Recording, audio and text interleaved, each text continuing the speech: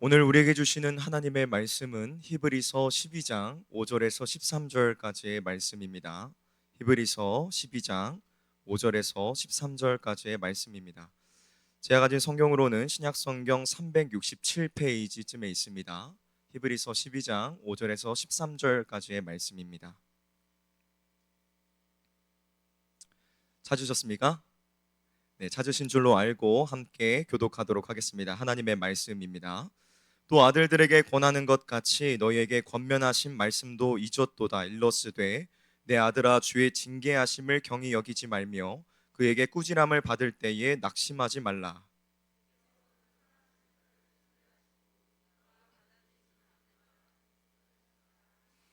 너희가 참음은 징계를 받기 위함이라. 하나님이 아들과 같이 너희를 대우하시나니 어찌 아버지가 징계하지 않는 아들이 있으리요.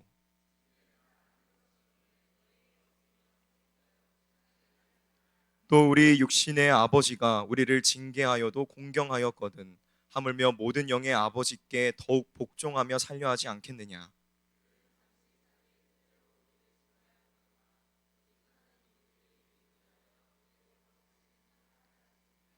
무릇 징계가 당시에는 즐거워 보이지 않고 슬퍼 보이나 후에 그로 말미암아 연단받은 자들은 의와 평강의 열매를 맺느니라. 함께 합독하도록 하겠습니다.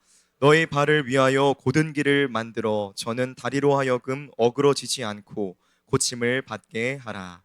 아멘. 먼저 하나님의 말씀을 듣도록 하겠습니다. 아들에게 주신 고난이라는 제목으로 담임 목사님께서 말씀 전해 주시도록 하겠습니다.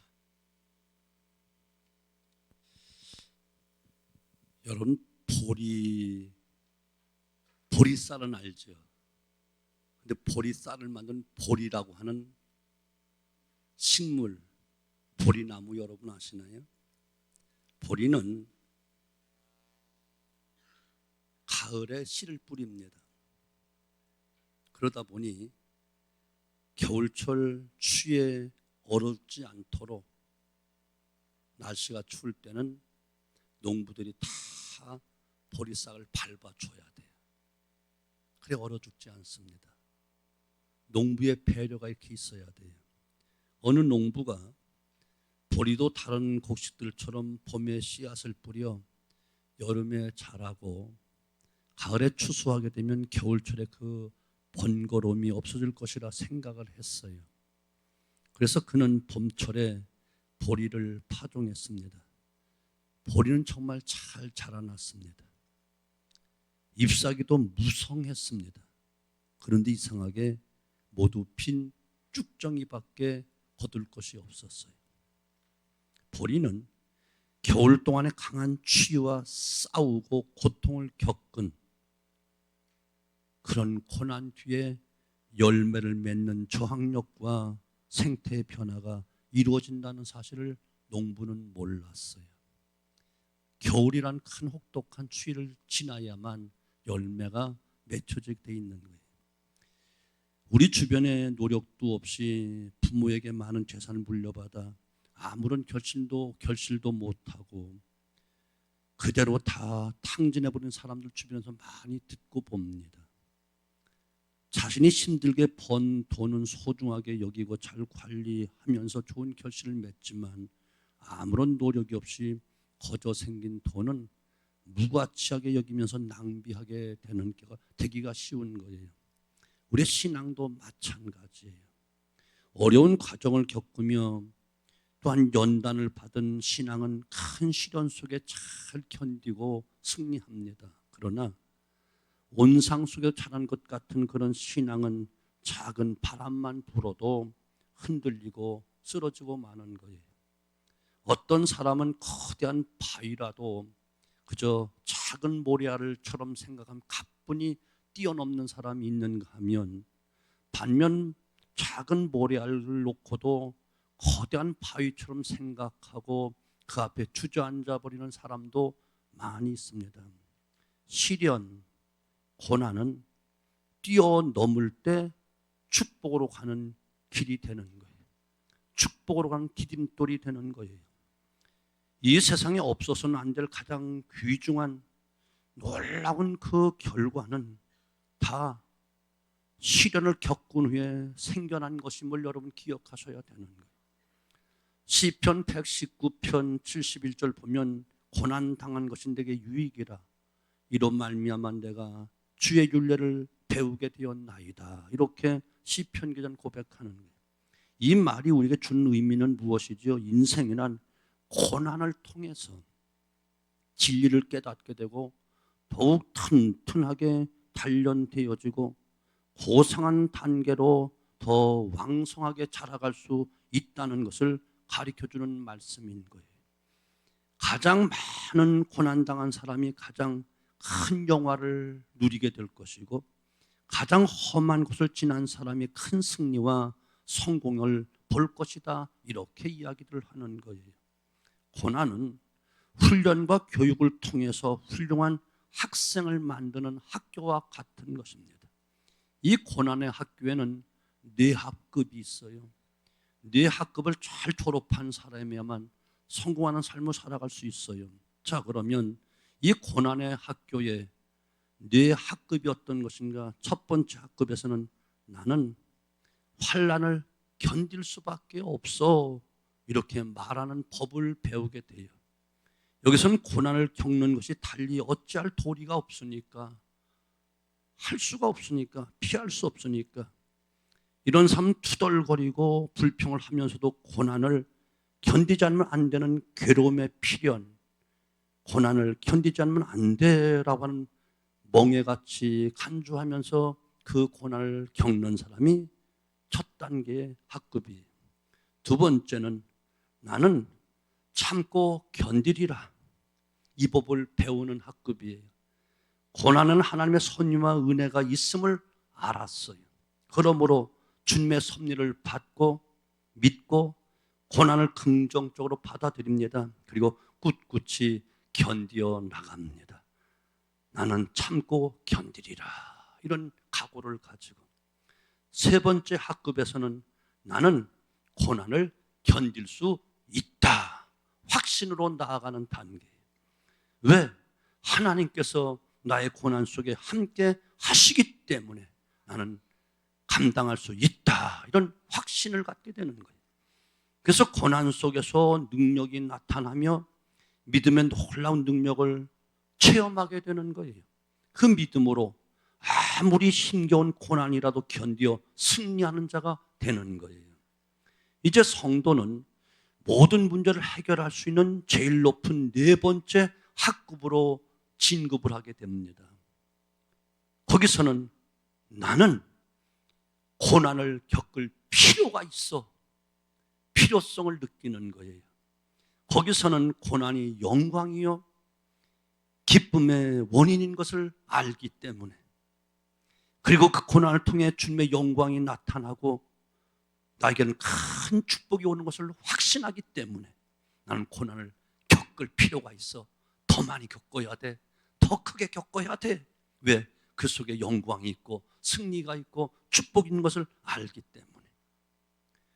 짐은 더 이상 짐이 아니라 영광이 되어지고 하나님의 자녀임을 알려지게 되어지고 예수님의 참된 제자임을 인정하는 표적이 바로 이 네 단계 학급에서 이루어지게 되는 것이란 말이죠. 사랑하는 성도 여러분, 오늘 읽은 본문이 주는 그 말씀은 우리에게 큰 위안과 희망을 주는 말씀이에요. 어린 학생들은 좀 어렵겠지만 그래도 우리 성도님 모두 알아야 되겠기에 어려운 말씀인 줄 알면서 오늘 말씀을 정해본 거예요. 고난이란 인생을 무의미하게 괴롭히는 것이 아니라 하나님께서 고난 중에 함께 하셔서 우리들 온전한 믿음으로, 믿음의 사람으로 잘 자라도록 훈련하고 계신다는 사실을 교훈하고 있는 것이에요. 그러므로 우리 이 고난 속에서 정말 몇 가지 중요한 것을 깨달아야 되는데, 첫째는 하나님은 고난으로 우리를 훈련하신다. 5절로 6절 말씀 보면 내 아들아 주의 징계하심을 경히 여기지 말며 그의 꾸지람을 받을 때 낙심하지 말라. 주께서 그 사랑하는 자를 징계하시고 그가 받아들이는 아들마다 책찍질 하심이라. 여기 징계란 말은 훈련한다, 단련시킨다 그런 뜻이에요. 이렇게 생각하여 본다면 우리가 시험 당하는 것은 하나님이 우리에게 놀라운 성장과 놀라운 아름다운 결과를 주시기 위한 것이지 결코 벌이 아니란 말이죠. 책망이 아니란 말이죠. 이것은 훈련을 통해서 정말 유익하게 만드시기 위한 하나님의 훈련 과정, 교육 과정이 바로 고난이라고 하는 놀라운 사실이에요. 루터는 말하기를 우리 그리스도인들은 십자가로 인한 고통이나 번뇌가 오면 달게 받아야 된다. 이것은 좋은 것이다, 유익한 것이다 이렇게 말했어요. 키에로케고로는 고난이 크면 클수록 그 영광도 크다고 했고, 지스렐이라는 사람은 고생보다 더 중요한 교육은 없다 이렇게 이야기를 했어요. 그는 고난을 통해서 좋은 훈련을 받는 것이고 값진 교육을 배우게 되는 거예요. 어디서도 돈 주고도 못 배우는 거예요. 인간의 모든 고난 속에는 하나님이 우리의 완성을 위해서 선하게 훈련시키시고 계시는 놀라운 하나님의 섭리가 있음을 꼭 깨우쳐 알아야만 되는 거예요. 칼빈이라고 하는 위대한 그 종교 개혁자는 걸어 다니는 병원이라고 할 만큼, 그런 별명이 붙을 만큼 일생 동안 아주 약한 병약자로 태어나서 건강이 너무너무 나빴던 사람이 7가지 중병을 앓았는데 이틀에 한 번씩 심한 두통을 앓아서 싸고 누워야 돼. 심장병으로 숨이 막힐 만큼 정말 답답하고 고통스러운 삶을 살아야 되고, 폐병으로 인해서 오후가 되면 열이 너무 많이 나서 고통을 당해야만 했고, 심한 심장병으로 하루 한 끼밖에 먹지를 못했고, 각기, 치질, 신경통으로 걷기에도 어려울 만큼 심한 고통, 걸어다니는 별명이 바로 병원이라는 별명을 가질 만큼 고통당했어요. 그렇지만 그런 고통 속에서 정말 우리 불멸의 기독교 강요라고 하는 놀라운 책을 저술할 수 있었어요. 55세에 세상을 떠날 때에 겉으로 보기에는 80세, 90세 노인처럼 보였다고 이야기해요. 그건 마지막 임종할 때에 로마서 8장 18절 현재 고난은 장차 나타날 영광과 좋게 비교할 수 없도다. 이 말씀을 암송하고 외우고 외우면서 하늘나라로 갔습니다. 그의 고난은 그로 하여금 하늘을 더 바라보게 한 촉진제가 되었다는 거예요.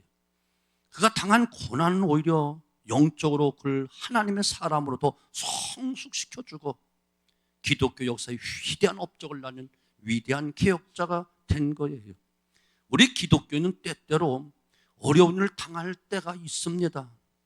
믿는다고 하는 그것 때문에 더 고통을 당할 수도 있고 억울한 일을 당할 수도 있습니다. 그럴 때에 숙명적인 것처럼 체념하거나 절망해서는 안 된다는 것이고, 또는 불평불만으로 자포자기해서도 안 된다는 거예요. 혹은 하나님을 향하여 반항하거나 믿음을 버려서는 더더욱 안 된다는 거예요.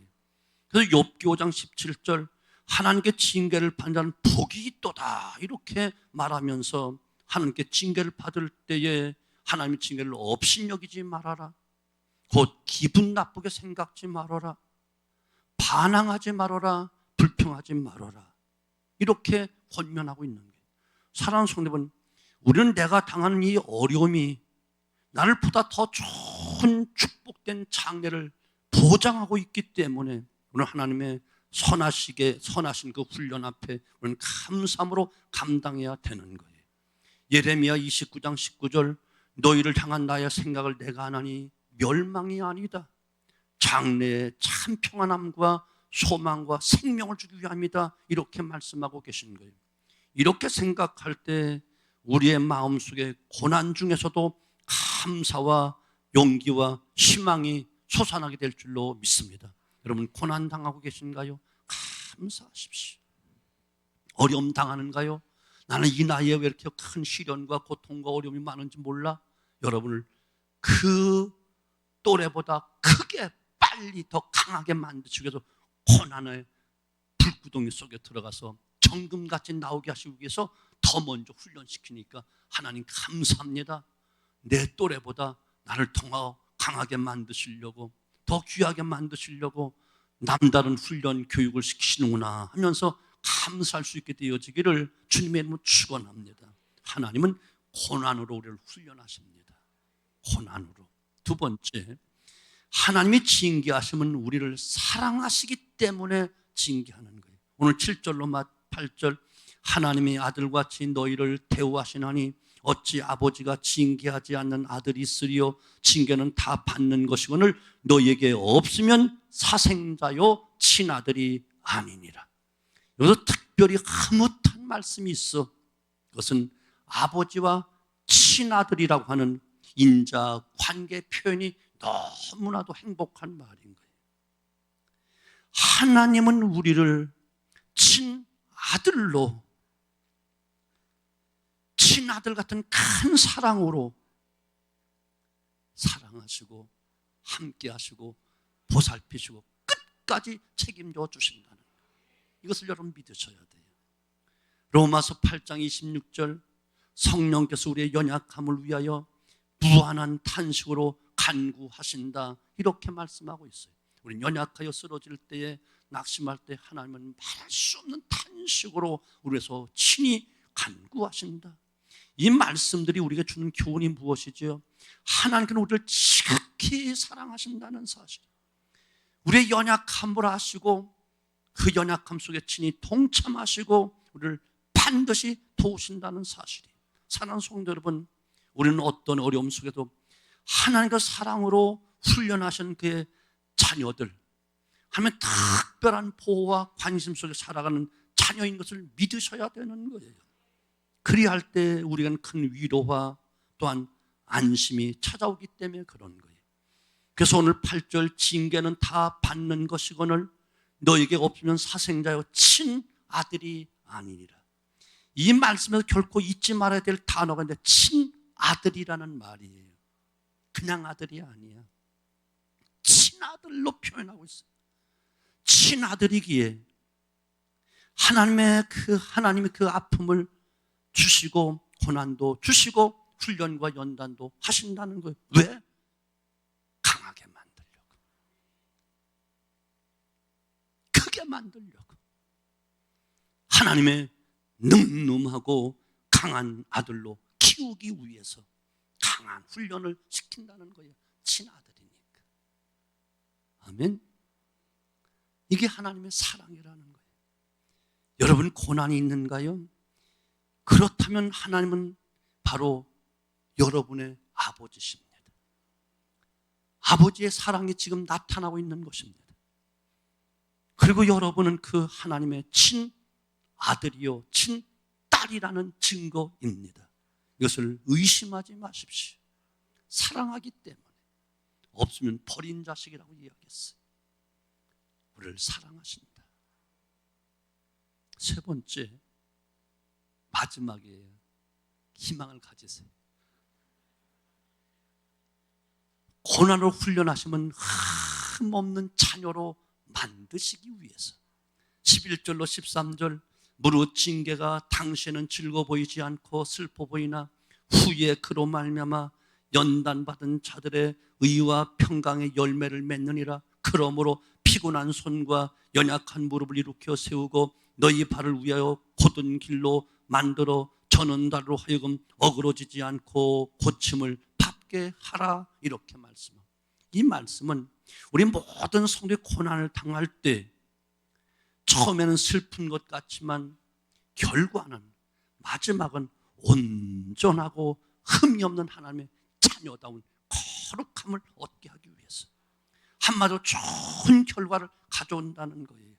그래서 야고보서 1장 2절로 4절, 내 형제들아 여러 가지 시험을 당하거든 온전히 기쁘게 여겨라. 이는 너희의 믿음의 시련이 인내를 만들어낸 줄 알미라. 인내를 온전히 이루라. 이는 너희로 온전하게 구비하여 조금도 부족함이 없게 하려 함이라. 시편 119편 67절, 고난 당하기 전에는 내가 그릇 행하였더니 이제는 주의 말씀을 지키나이다. 여러분, 고난은 우리를 강하게 만들고 튼튼하게 만들 때 흠이 없는 정금 같은 사람으로 만들어서 귀하게 보배로운 아들 딸로 만드시기 위해서 하는 거예요. 불 속에 한 번 들어갔다 나온 금하고 3번, 4번 들어갔다 나온 가치가 달라. 용도가 달라. 18K와 14K하고 순금하고는 전혀 다른 거야. 이해가 되시죠? 우리는 정금같이 순금같이 나오기를 원하는 하나님의 친아들들이지. 이해가 되시죠? 그래서 남이 당하지 않은 고난과 시련과 아픔과 연단을 다 겪는 거야. 쉽지 않지. 그런데 결과는 이와 같이 정금같이 나오고 보배로운 백성이 되고 최상급의 상품을 만들고 상품 가치가 극상품으로 만드시는 것, 이것이 하나님의 뜻이라니까요. 믿으세요. 씨 없는 수박을 심어서 유명해진 우장춘 박사가 있어요. 그는 6살에 아버지를 여의고 일본 도쿄에 있는 고아원에 버림받고 거기서 자랐어요. 일본 아이들은 그를 보고 매일같이 조생징 한국 놈 새끼 하면서 놀려대면서 못살게 괴롭혔어요. 그러나 그는 남몰래 책상 앞에다가 발피면서도 피는 길가에 민들레 이렇게 써놓고 괴로울 때마다 그 글을 스스로 읽으면서 열심히 눈을 흘리면서 공부했어요. 그래서 그는 일본의 제일 유명한 동경 제국대학의 수석으로 졸업을 합니다. 그는 우리나라 농사법에 크게 기여하였으며 평생을 농경법 개량을 위해서 헌신하다가 62세 나이로 세상을 떠나셨습니다. 가장 훌륭한 선수들은 많은 훈련을 받은 사람이에요. 동네 조기 축구 훈련하고 국가대표 선수한 훈련이 달라요. 사병 훈련하고 장교 훈련이 다른 거예요.